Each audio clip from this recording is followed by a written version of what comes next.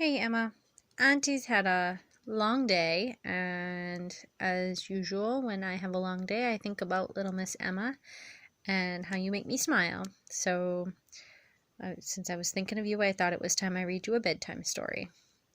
This is The Princess and the Baby. This is another one that was read to your mom and I when we were young. The Princess and the Baby, written by Janice Kramer and illustrated by Sally Matthews. Turn my camera sideways. Maybe I can get both pages in the picture. Okay. The wicked king of Egypt was as worried as could be. Israelites, he fumed and fussed. That's all I ever see. They work our land. They breathe our air. Those Israelites are everywhere. If I'm not careful some fine day, they'll up and take my land away.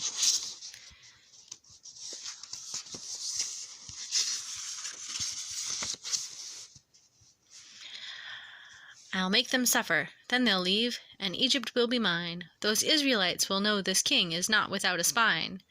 He made them carry stones and sticks, and great big heavy loads of bricks, and worst of all, he planned to kill the baby boys of Israel.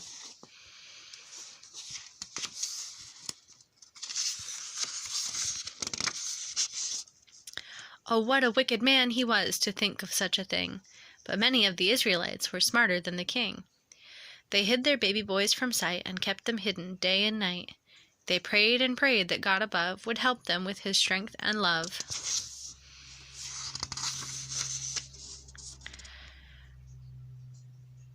One mother tried to keep her baby quiet as a mouse, but every day the soldiers of the king rode by her house. If he should cry as they pass by, they'll know he's here and he will die. My baby boy must be kept alive. Somehow, some way, he must survive. And so that loving mother made a tiny little boat. With loving care she made it strong, so it was sure to float. She dressed her baby in his clothes, then kissed him on his little nose, and tucked him in with blankets round, to keep him warm and safe and sound. The baby's sister Miriam was puzzled through and through. "Why, mother," cried the little girl, "what are you going to do?" "You'll see," the mother said, "you'll see. Be quiet now and follow me." Then out the door with cautious eye she looked for soldiers passing by. The way was clear. She gathered up her baby, boat and all. "Stay right beside me, Miriam. Be careful not to fall." They walked together one long mile until they reached the river Nile. And then the little girl began to understand her mother's plan. And when they reached the river's edge, they put the strong boat in, then laid the baby down inside. No water touched his skin. He didn't cry or make a peep. He simply yawned and went to sleep. The mother wiped away a tear. The king will never find him here.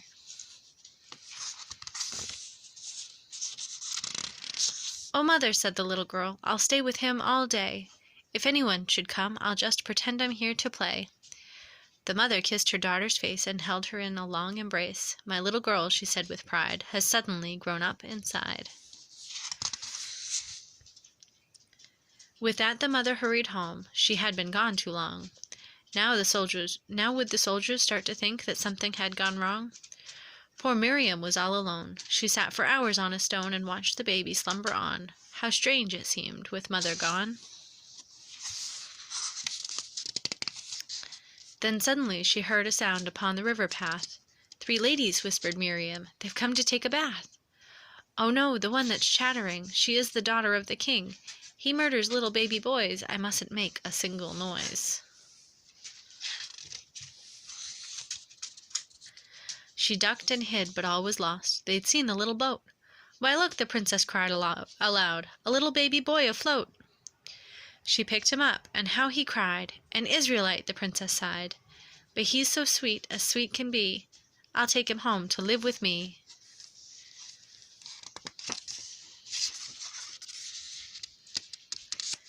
The ladies hadn't noticed that young Miriam was there, so she approached them now as if she didn't have a care. "Hello," she said, "I'm almost 9, and don't you think the weather's fine? What have you there? Why, goodness me, is that a baby boy I see?"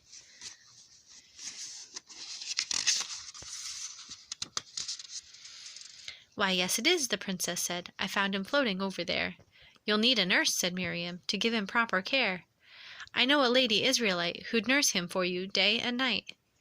The princess answered thankfully, "Please go and bring her here for me." When Miriam came back, she had her mother by the hand. Then bowing low, the mother said, "I'll do what you command." The princess looked at her and smiled. "I'll pay you well to nurse this child.